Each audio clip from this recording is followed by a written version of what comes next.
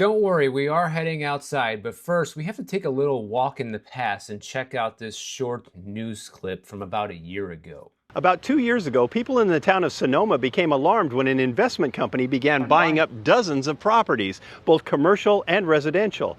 Now it looks like the entire operation is crumbling, and there are those who wonder where that will leave not just the investors, but the town itself. And now many of the properties have fallen into foreclosure, allegedly because Madsen stopped making payments on the loans. Rob Ernest owns only one house and wonders how anyone could get so overextended so fast. I don't know what he was thinking, like, I don't know, like how could you not see it? Maybe you want to start small instead of buying everything and then freaking falling in a ditch going, oh damn, what happened? Yep, those were my thoughts exactly as well. Maybe it'd be better off to just start with one instead of buying a bunch of them, right? And then crashing the entire market. Well, that's exactly what happened here in Sonoma, California. I made a video about a year ago, which I will link below so you guys can go and watch it, about this foreclosure situation here in Sonoma, where an investor bought up a bunch of properties here, 120 to be exactly, and lost them all in foreclosure.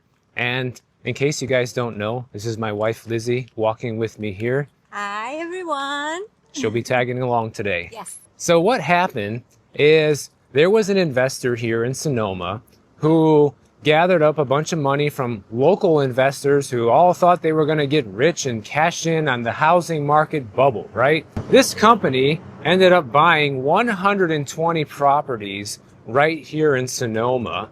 And last year, they were all auctioned off and lost in foreclosure. And the problem is, this investor basically defrauded everybody because he collected all this money, bought all these properties, paid way over asking price for all of the homes that the company bought, and then they turned around and resold the homes that they purchased to their own LLC at heavily discounted prices, and they never paid the mortgages on any of these properties. And that's how they ended up losing them in foreclosure. And so a year ago, all of these properties were auctioned off. I don't know how much any of them were sold for, but you guys will see as the video progresses what kind of effects this has had on the Sonoma real estate market here. And as you guys can see, this is a beautiful town. I forgot to tell you that I'm actually in Sonoma. It's a very pretty little town up in wine country. The neighborhoods here are just immaculate. It's just so nice to be here every time I come up here. And guess what? Property values here are falling. Now, I think property values here would have been falling anyways, even if it wasn't for this local investor losing a lot of these properties in foreclosure and helping to decrease the comparable sales figures. But that definitely helped accelerate things, no doubt. Now, everybody who invested money with this company to buy up these properties here in Sonoma, they actually ended up losing their money. Because, of course, the mortgage holders are going to get paid when these properties were auctioned off in foreclosure, and only if there was any money left over, then the original investors would get their money back. But since it was an auction, a lot of these properties probably sold below market value or even at market value, and was lucky enough probably to even just pay off the mortgages they had. Because remember, this company bought a bunch of these properties way over asking price because they bought these houses about 2 or 3 years ago at the height of the mania. That's when everybody thought they were going to be, the next biggest thing in real estate, right? Back in 2021, 2022, when the mania was happening, that's when people got crazy and thought, yeah, it's no problem to buy $1 million house for 1.3 or 1.4 million because I'll be able to turn around and sell it for 1.8, only to find out that that dream got crushed. Now, when I was here a year ago, Sonoma actually had a 0.2% growth in prices year over year, okay? And inventory last year was already back to pre-pandemic levels, But now things have surged far beyond that. Now, if we look at what's happening with home values here in Sonoma, median home prices about a year ago or 2 years ago was at about $1 million. Fast forward to today, they have sunk down to $976,000, which you might say, well, that's not a lot, Michael. It's only 25 grand. So, hey, that's not a huge decrease. But guess what?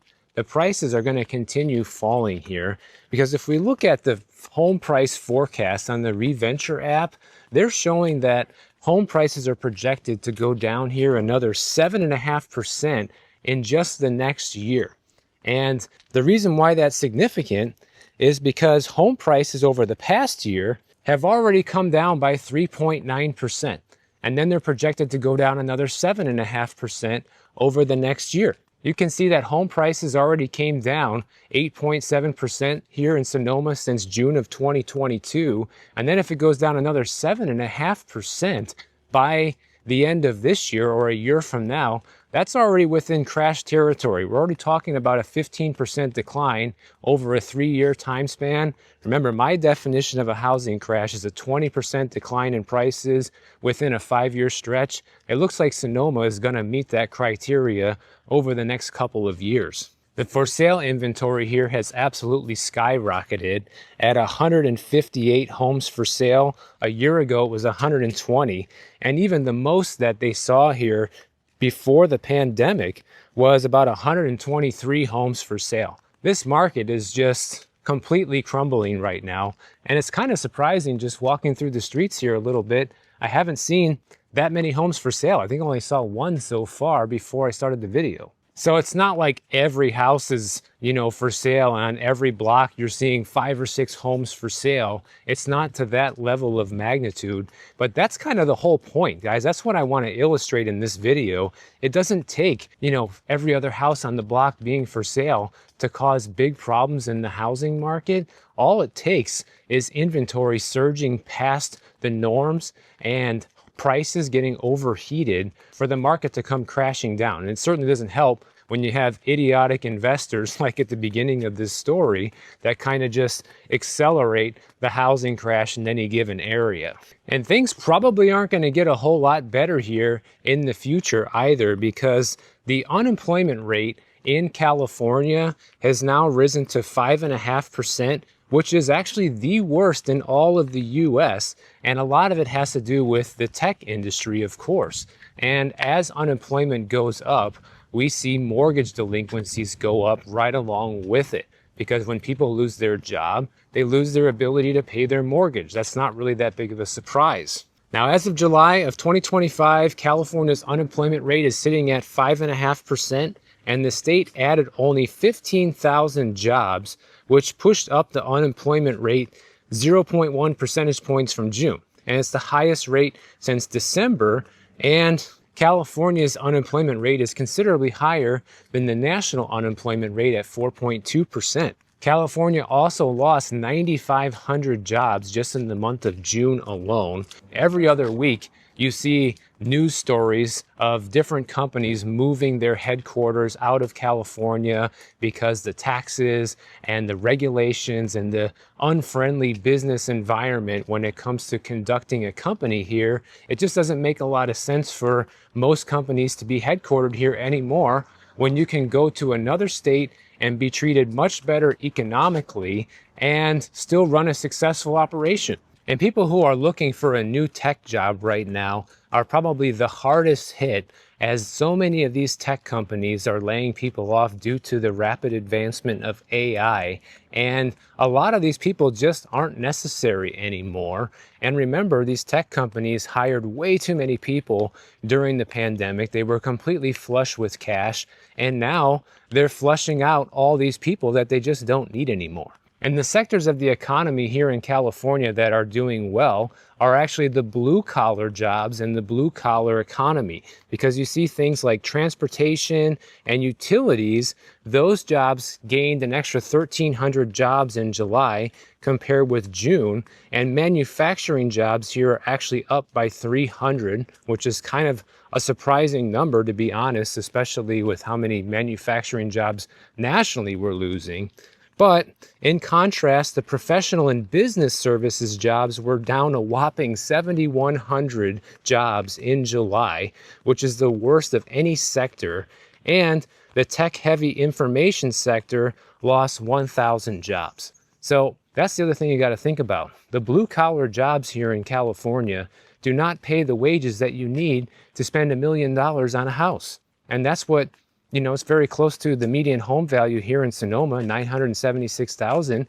You can't buy one of those houses if you're pulling in 80 grand a year. Wow, check out that sunflower. You don't see that every day. And at this very moment, the strongest employment sectors for California's economy is healthcare and private education, which added about 23,100 jobs statewide in July. And government jobs added an extra 7,200 jobs here in California. And it's not just people losing their jobs here that are in trouble, guys. A lot of the cities here are in massive debt right now. You have places like San Francisco, Oakland, and San Jose, all cities here in the Bay Area that are running huge deficits. They're implementing hiring freezes. Like, they've just kind of completely lost control of the money situation here. And now you see businesses leaving. You see businesses closing down.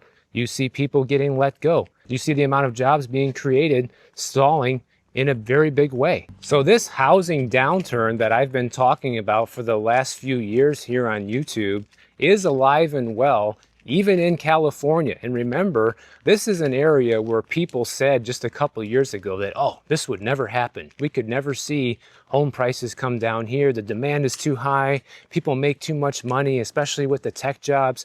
Yeah, well, guess what? Fast forward a couple of years later, you see a market like Sonoma already down 8.7% over the past couple of years, projected to go down another 7.5% in just 1 year. That's not looking good. And Sonoma is definitely not the only market. Things are actually looking way worse in San Francisco and other Bay Area markets. But I wanted to cover this one in particular because I made a video about it last year and I had it in my calendar to follow up on this, and I remembered to do it for you guys, so I hope you enjoyed that part. But let's get on to the rest of the country, because foreclosures are actually soaring nationwide right now. This is not just a California or Florida issue. This is something that is spreading all across the country right now. You have a growing number of people in this country that are starting to lose their homes because they can't keep up with the mortgage payments. Sound familiar? In July, there was about 36,000 properties nationwide that were hit with a foreclosure filing. That's 36,000 in just 1 month, guys. It's not like that's the total amount of properties who are in some form of foreclosure. That's just 36,000 in 1 month, the month of July. And that is up 13% from a year ago, which is also the steepest annual increase so far this year, according to the latest report from Adam, where this real estate data comes from. According to Adam CEO Rob Barber, he says that July's foreclosure activity continues to trend upward year over year, with increases in both foreclosure starts and foreclosure completions. That means more people are entering into foreclosure and more people are actually losing their home and going through the entire process, and that's it. You're done. The bank repossesses it and you're out. And to put this into perspective, about 187,000 homes received a foreclosure filing during the first 6 months of 2025, which is up 5.8% compared to the same period in 2024, which shows you and proves to you what we've been talking about on this channel, which is you have more and more people going through financial distress right now. You have people losing jobs. You have people not being able to have the job they have right now keep up with the ongoing rising cost of living.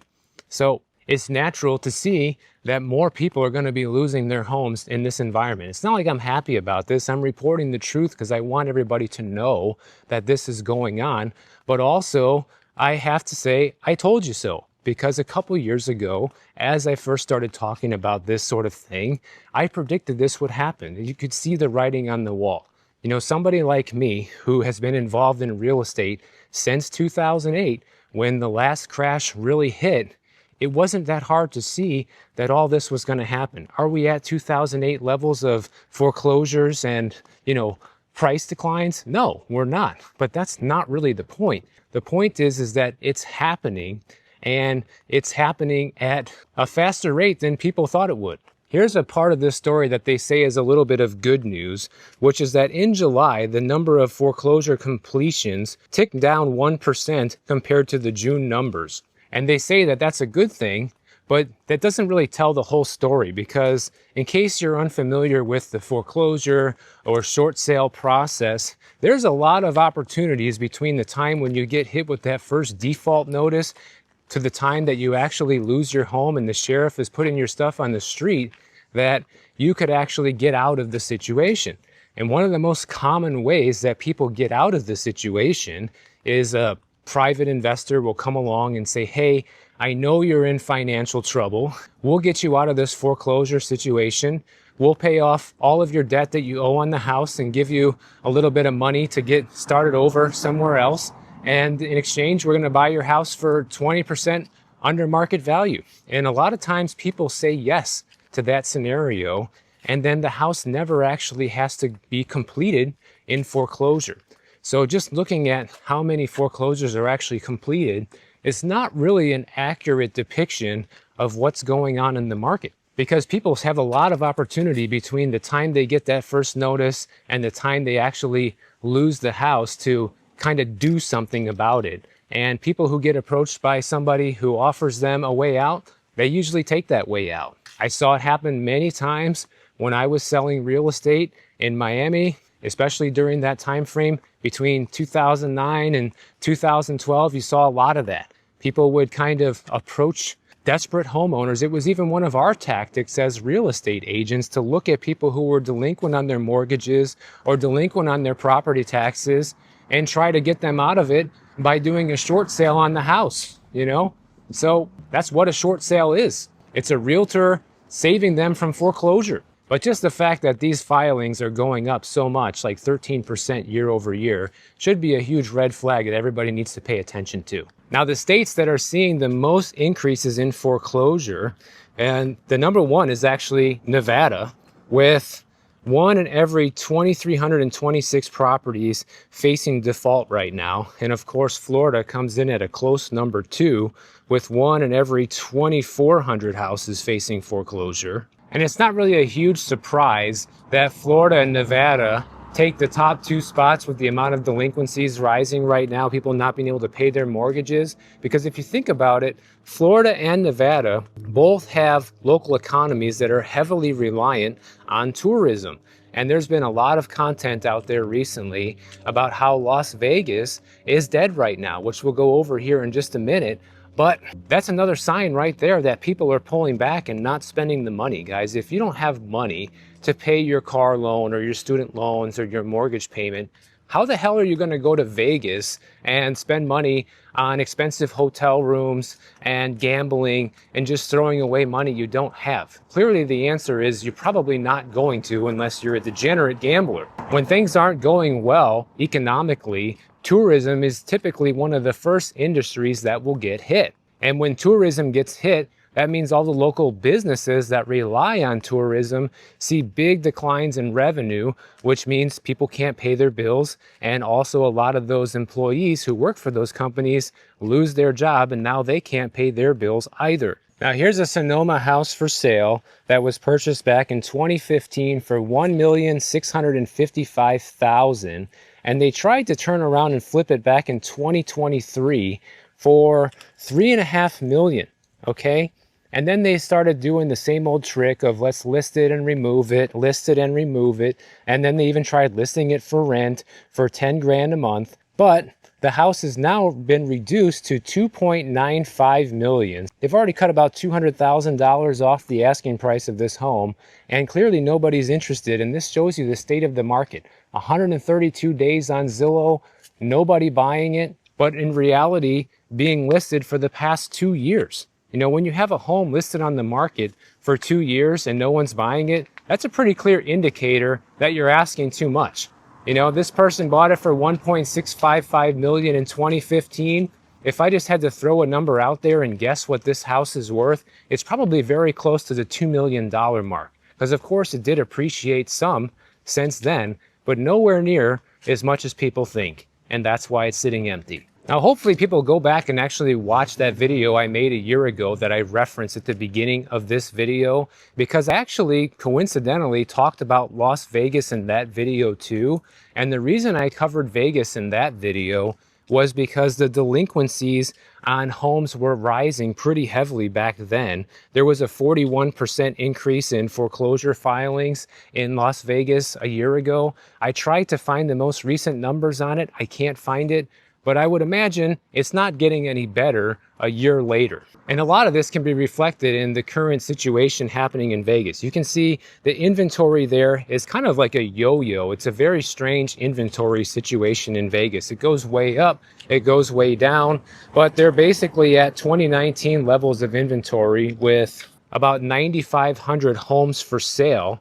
And home values have actually been going up slightly over the past couple of years, but that's only trying to make a recovery from where prices were during the pandemic in 2022. They kind of sunk down and have been creeping back up lately, but Las Vegas is still overvalued by 21%. So there's still a lot of room for prices to come down in Vegas. And now that you see the tourism numbers starting to drop off heavily, I would imagine that's going to start happening sooner than later. Because right now what's happening over there is you have people who work in the tourism industry, like waitresses and valet people, people who work at the casino, who are talking about their tips being drastically reduced, okay, making maybe anywhere between $300–500 a day, which is really good money, down to just like $125 a day. You have the visitor numbers in Las Vegas also falling down quite a bit, with 400,000 fewer visitors in June, which is an 11.3% drop, the steepest decline since 2021. You also have convention traffic down in Vegas, which is a major stream of revenue for the area.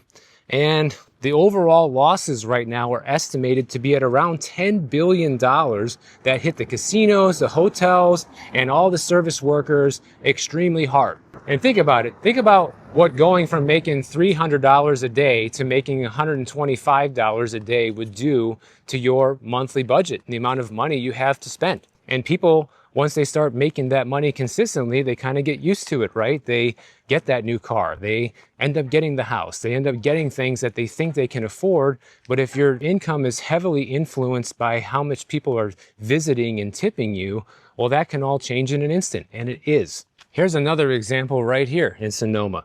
We have a house that was sold back in 2021 for $2 million. Of course, they tried to flip it, turn around and try to sell it in 2024 for $3.3 million, a whole extra $1.3 million more than they paid for it. And now, after a few price reductions, they're down to $3 million. So the most recent was a $100K price cut.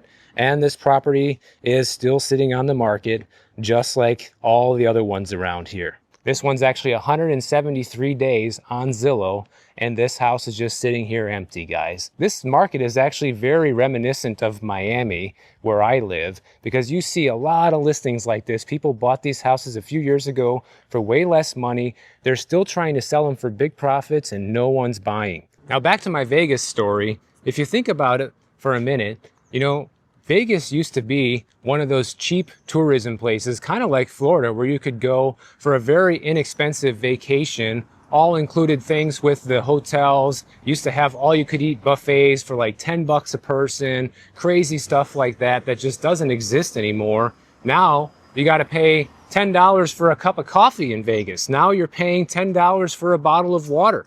Now you're paying, $15 to the valet just to park your car without even giving a tip.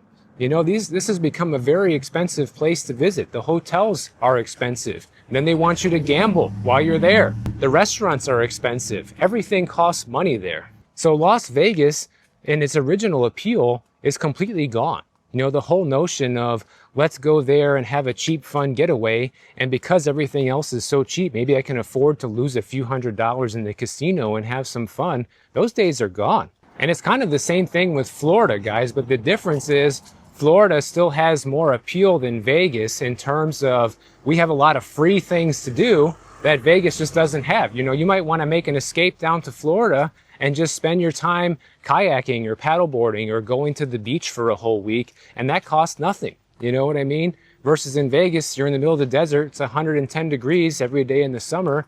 What are you going to do besides stay in the air conditioning and gamble? If you want to go to any of the water parks or any of the fun family stuff they have over there, guess what? That costs money too. And the problem is a lot of these businesses, like the casinos, for example, they doubled down on charging people even more and raising their prices more in order to try to recoup lost revenue. But instead, what that ends up doing is it ends up driving more people away and just makes it so that less people come to visit once they see how much it's going to cost. So they kind of shoot their own selves in the foot with this. So if anybody's looking for a cheap vacation idea these days in order to get away a little bit during the summer before summer's over, I would recommend something very cheap, something local, some sort of staycation idea, something that might only cost a few $100s tops. That's it, guys, especially if you're on a budget, especially if you really don't have the money to spend, but you feel like you need to live a little bit. That's all you should be doing. Do something a little bit different that you've never done before in your local area. Spend the money there, and that's it. You know, if you can afford something better, great. But clearly, a lot of people can't, and that's why a lot of these tourist-friendly places are starting to go empty. And all this is going to have massive implications on the housing market in the future. It already is right now. It doesn't even need to be a big tourism city either to have these impacts like I've shown you here in Sonoma. So if you guys enjoyed this video, make sure you subscribe to the channel. And if you don't want to wait for my next video to come out, check out this one on the screen right over here, and I'll see you in the next one.